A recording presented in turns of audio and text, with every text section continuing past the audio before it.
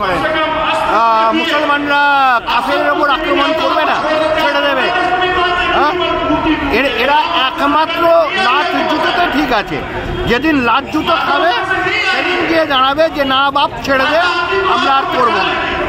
এইখানে এখনো অব্দি সেই জায়গায় যায়নি। তো ফলে বিষয়টা এরকম আছে যে এরা ওই লাঠিতে শান্ত হওয়ার কুকুর, এরা মুগুরে শান্ত হওয়ার কুকুর, এরা ওই কথাতে কোনো কিছু আসবে না, ঠিক হবে না।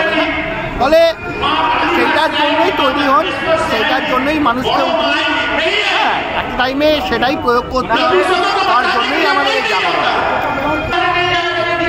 ওনাদের পরমাণু বোমা আমি বলবো ওনাদের বড় ঠিক কিনা জানি না, ওনার ওপর ওই পরমাণু বোমার উপর নিজে বসে ওটাকে গরম করুন।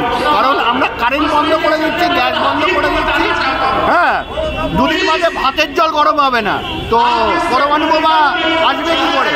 তো গরম করার জন্য একটু তা দিতে হয়। ওনারা পরমাণু বোমার উপর বসে একটু তা দিন। যদি পাকিস্তান ওনাদের পরমাণু বোমা দেন, তাও বলছি যদি পাকিস্তান ওনাদের পরমাণু বোমা দেন তাহলে বসে বসে তা দিয়ে যদি গরম হয়ে ভারতের দিকে এগিয়ে এর পোলাও, স্বপ্নের পোলাওয়ে বেশি ঘি ঢেলে এটার কি অসুবিধা আছে? না এর পেছনে কোন সত্যি কি কিছু আছে কি? না যদি কেউ কল্পনার জগতে বাস করে তাহলে তো তার বেশি ঘি ঢালতে অসুবিধা নেই। বেশি বেশি করে ঘি ঢালো আর বেশি বেশি করে খাও। আমাদের কষ্টের জায়গা অন্য, যে ওখানকার হিন্দুদের উপর অত্যাচার হচ্ছে এই বিষয়টাকে নিয়ে, আর কিছু নয়। আমাদের কোনো অসুবিধা নেই যে ওখানকার বাংলাদেশের মুসলমানেরা ডাকে দেবে মরছে কিনা আমার কোনো জানা দরকার নেই। আমার ওখানকার হিন্দুরা ভালো আছে কিনা এটা নিয়ে আমার বিষয়। আমরা অত্যন্ত ভয় পেয়েছি। আমরা মোটামুটি একটা বেড়ালের গর্ত না, ওই ইঁদুরের গর্ত খুঁজে বেড়াচ্ছি যে আমরা ওর মধ্যে ঢুকে যাব। আমার সামনে মেট্রো রেলের একটা আছে, ও টানেলে লুকিয়ে থাকবো। আপনারা কবে আসবেন বলবেন, আগে থেকে বলবেন, আমরা লুকিয়ে পড়ব। একটু বলবেন। উনি তো বেসিক্যালি জেহাদি, ওনার ভোট ব্যাংক তো জেহাদিরা। ও সেখানে আর কি বলার আছে, ওই লালিপপ অব্দি ঠিক আছে, তারপরে বেশি ওই আর বেশি আর কিছু উনি বলবেন না। তার কারণ হচ্ছে ওনার বলার সেই ভোট নেই, কারণ ভোট বললেই ওনার ভোট ব্যাংকটা চলে যাবে।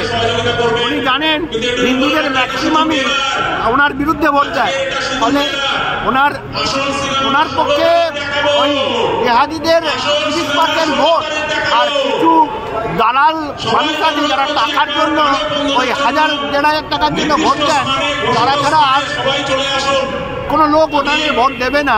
এই ঘটনা নিয়ে উনি এই বিষয়গুলো